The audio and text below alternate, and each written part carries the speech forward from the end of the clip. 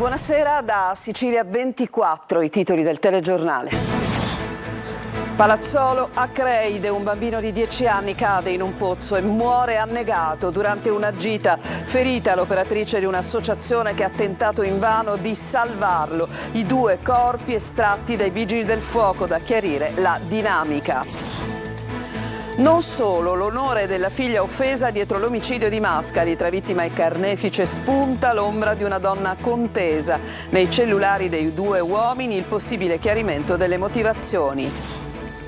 Santo Stefano di Camastra, forse una challenge sui social dietro il gesto di un 22enne che ha lanciato un ordigno rudimentale contro i carabinieri. Nessun agente ferito, il giovane è stato arrestato. Emergenza rifiuti a Catania, Bobcat in azione a Librino per rimuovere in fretta gli enormi cumuli di spazzatura. Sacche di inciviltà rallentano il processo di cambiamento chiesto dal sindaco trantino. Ustica, da 44 anni in cerca della verità sulla strage. Il giornalista Felice Cavallaro al nostro telegiornale dice: Gheddafi mi disse di chiedere agli americani e ai francesi. Calcio, vogliamo la Serie A. Dionisi e De Sanctis lanciano la sfida per la prossima stagione. Intanto Gianluca Carpani è il primo acquisto del Catania.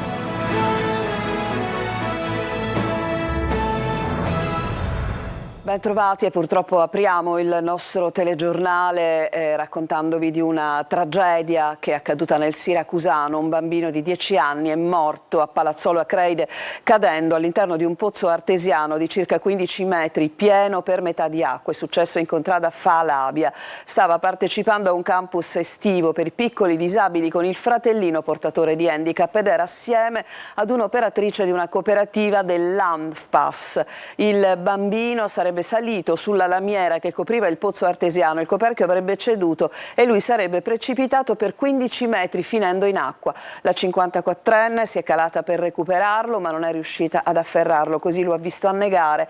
I bambini disabili erano coinvolti da giorni in escursioni e attività di integrazione con normodotati e volontari come la coltivazione degli orti, i laboratori di cucina, e oggi era prevista la gita che poi è finita in tragedia. La 54enne è ricoverata sotto shock all'ospedale di Siracusa con lividi, contusioni e problemi respiratori.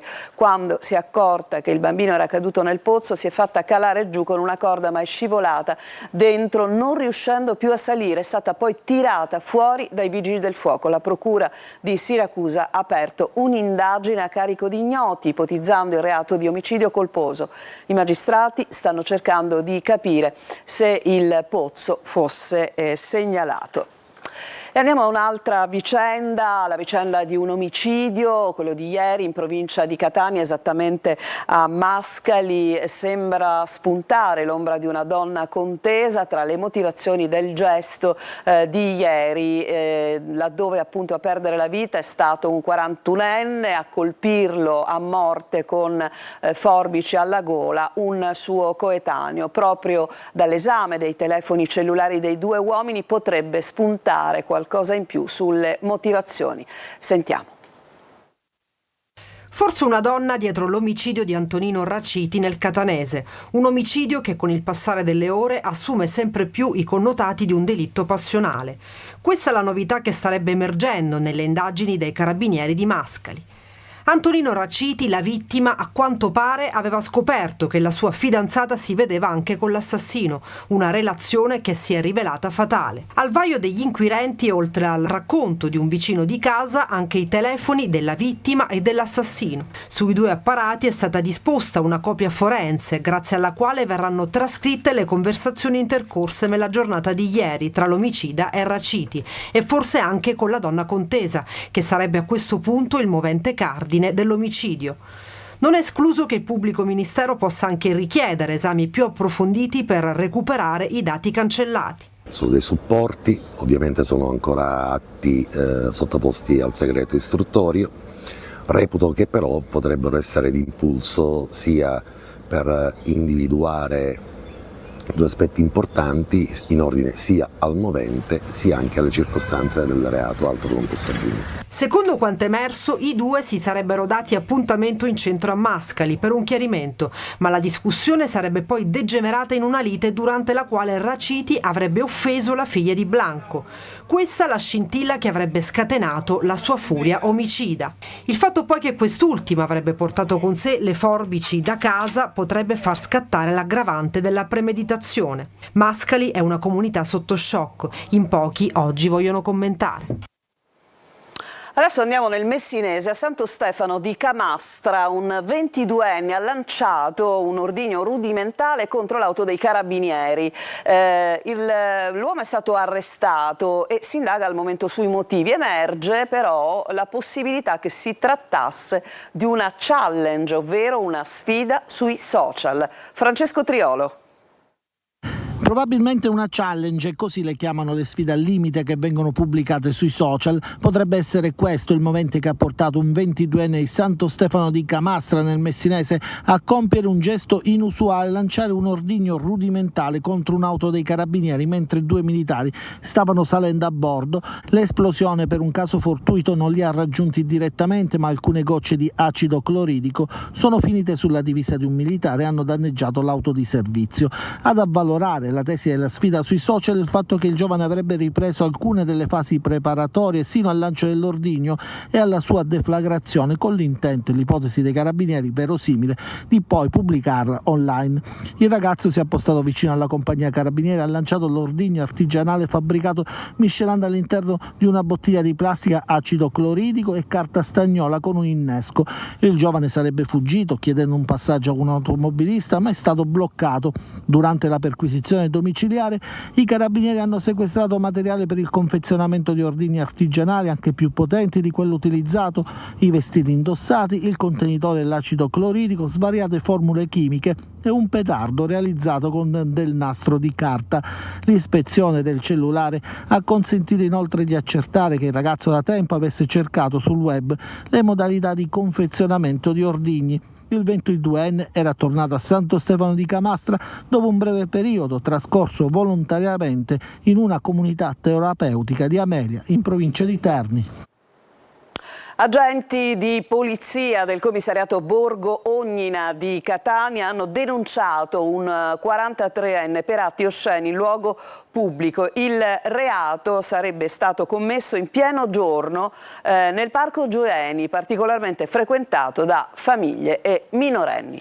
Andiamo all'emergenza rifiuti, in corso la raccolta di tonnellate di spazzatura a Catania. Nel quartiere di Librino si cerca di recuperare il terreno perduto, ma sacche di inciviltà purtroppo rallentano quel processo di cambiamento tanto auspicato dal sindaco trantino. Sentiamo Tonino De Mana. Caricano tonnellate e tonnellate di spazzatura e per fare prima utilizzano ruspe e bobcat che non si fermano un attimo. L'emergenza rifiuti, in cui sono piombati Catania ed altri 200 comuni della Sicilia orientale, richiedono un lavoro straordinario per cercare di liberare le strade dall'incubo immondizia. Autocompattatori che fanno la spola con la discarica di Lentini. Qui siamo sul viale Grimaldi a Librino ed in mezz'ora il mezzo che vedete è stato riempito. Da queste parti, così come nella vicina San Giorgio, gli appelli del sindaco trantino non sono stati recepiti, segno evidente che in molti ancora si ostinano a non effettuare la raccolta differenziata.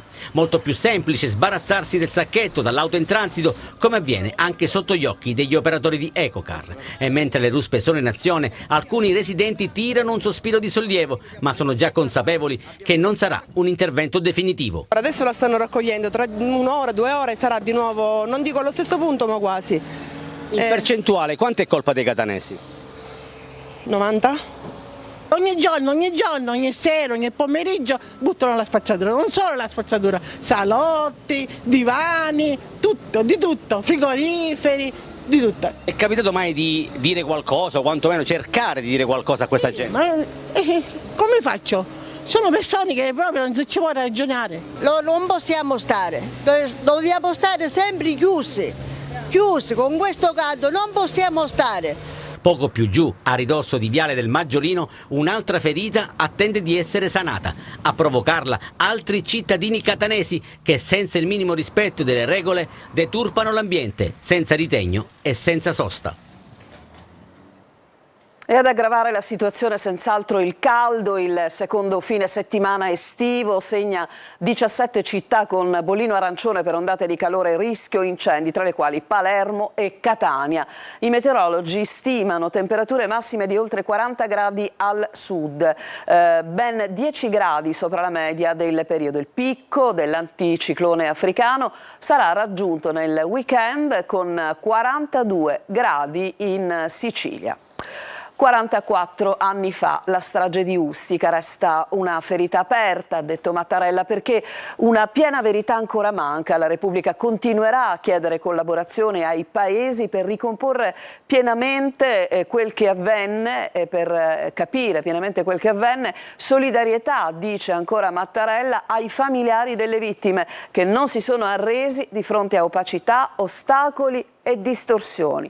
La sentiamo adesso l'importante testimonianza di un collega del Corriere della Sera, Felice Cavallaro, che di Ustica ha parlato con Gheddafi. Eccolo.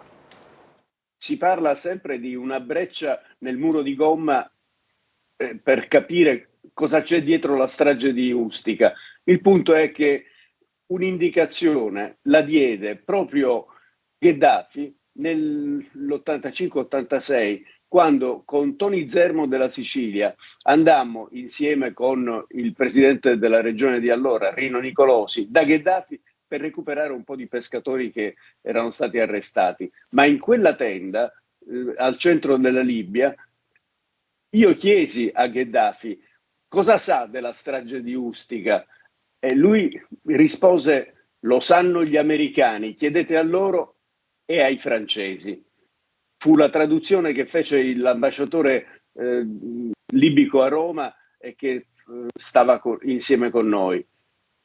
È incredibile, ma questa stessa frase l'ha riproposta pochi anni fa in un'intervista alla Repubblica Giuliano Amato.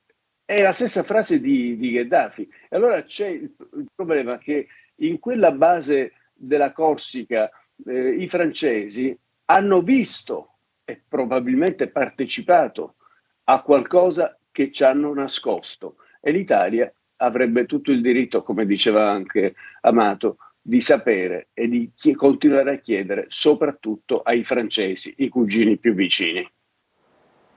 Per la Procura di Palermo le prove a carico di Martina Gentile, la donna indagata per avere favorito la latitanza di Matteo Messina Denaro, sono evidenti. Si può dunque saltare la fase dell'udienza preliminare e andare direttamente a processo. Laura Spanò.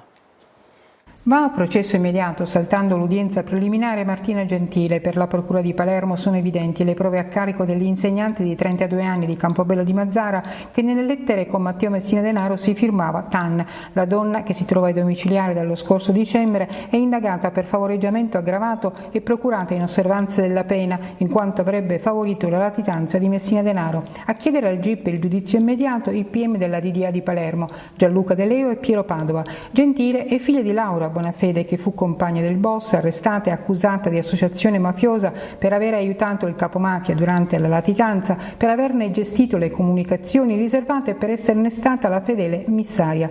Martina Gentile è madre di una bambina, come risulta da decine di pizzini sequestrati al boss deceduto, a cui era legatissima e che per anni l'ha cresciuta come figlia. Interrogata dal GIP dopo l'arresto, aveva scelto di non rispondere, ma aveva voluto fare dichiarazioni spontanee per dire di essere stata affezionata a Messina Denaro quando era bambina, ma di avere capito che quell'affetto lui non lo meritava. La Gentile, il cui padre naturale Salvatore sconta 2 ergastoli per omicidi commissionati dal padrino di Castelvetrano, ha raccontato al GIP di avere visto il vero volto del boss, compresa la sua relazione con la madre, solo recentemente. Anche per questo avrebbe cercato di prendere le distanze dall'ambiente in cui era cresciuta, andando a insegnare a Pantelleria. Adesso ci fermiamo, c'è una pausa e nella seconda parte del nostro telegiornale vi racconteremo di queste chat molto famose perché segnalano i posti di blocco nella città di Palermo in particolare. A tra poco.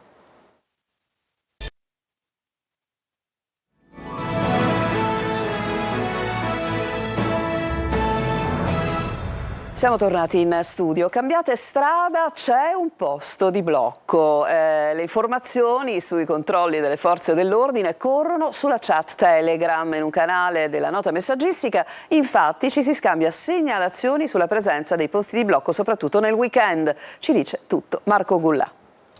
Occhio, posto di blocco in via Roma, evitate di passare da lì.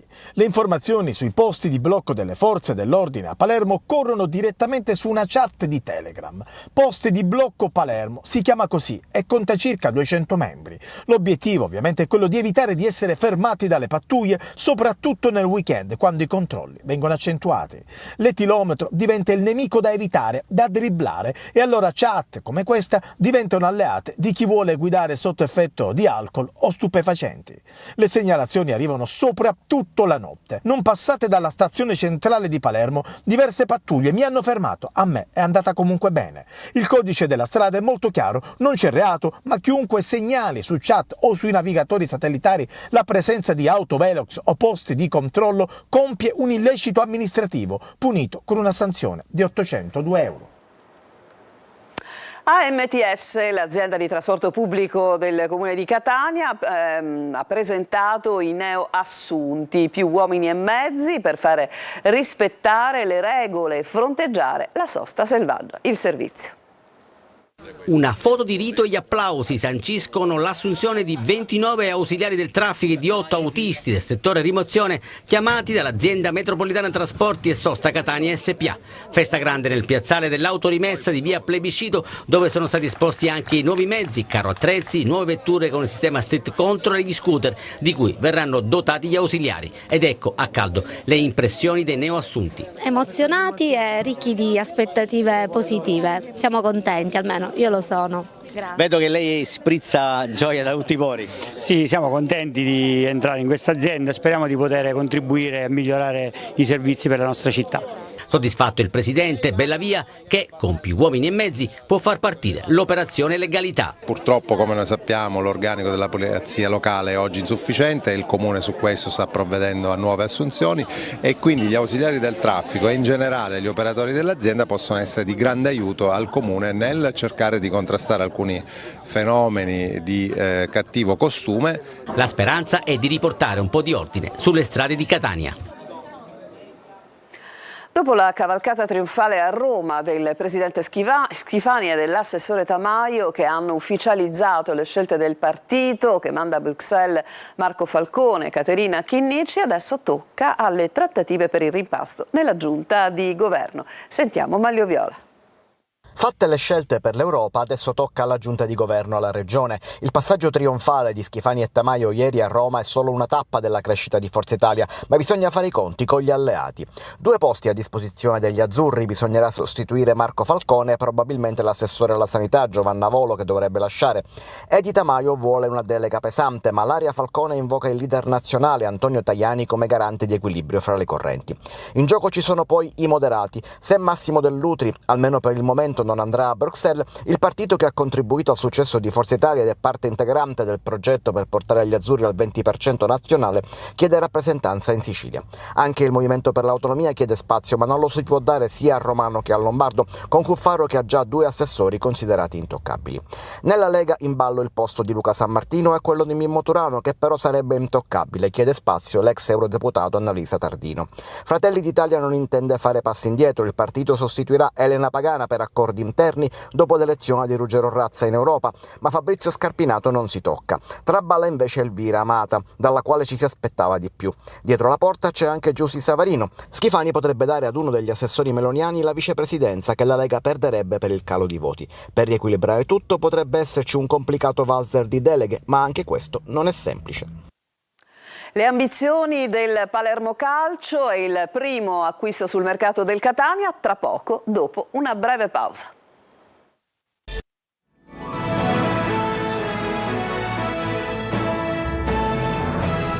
Il calcio nell'ultima parte del nostro telegiornale. Il Palermo ha le chiavi della nuova stagione. Con la presentazione alla stampa del neo allenatore Dionisi e del DS De Sanctis sono stati accesi i motori sul prossimo campionato. Marco Gullà. Vogliamo la Serie A, ma senza Assilli. Parole dell'amministratore delegato del Palermo Giovanni Gardini nel corso della conferenza stampa di presentazione del tecnico Alessio Dionisi e del direttore sportivo Morgan De Santis. Le risposte sono state chiare, senza troppi giri di parole. Dalle situazioni di Matteo Brunori e Jacopo Segra, entrambi restano e sono al centro del progetto, ai portieri con Mirko Pigliacelli che va verso la cessione e The Splash titolare. Ci piacerebbe migliorare la rosa con giocatori che conoscono il campionato italiano in quanto Serie A e Serie B. Probabilmente arriveranno giocatori della Serie A, arriveranno anche giocatori della Serie B, non so se arriveranno giocatori che la Serie B l'hanno fatta recentemente o l'hanno fatta anche in passato. Per quello che avevo richiesto pazienza, avevo parlato prima di pazienza perché stiamo provando a portare profili anche internazionali che si contendono realtà che non sono più importanti del Palermo ma che possono garantire la categoria superiore. Una rosa da impreziosire con arrivi importanti come Van de Purte dal Catanzaro, Mazzitelli e poi Nicolau, calciatori che potrebbero aumentare la qualità della squadra. Trattative avviate e che potrebbero già essere definite nei prossimi giorni.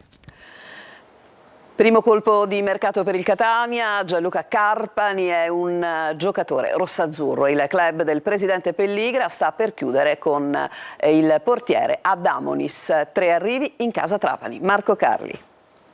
Gianluca Carpani, il Catania si assicura un giocatore che ha fatto vedere le sue qualità e che è adatto al gioco di Toscano. Nato ad Ascoli nel 93, 10 gol e un assist nell'ultima stagione nella Recanatese, mediano ma anche trequartista, 10 reti in campionato per lui anche nella stagione precedente. Insomma, il giocatore nel pieno della carriera è pronto a dare manforte al Catania per i prossimi 2 anni dopo le esperienze con Ascoli, anche in B, Fano e poi Rieti e San Benedettese.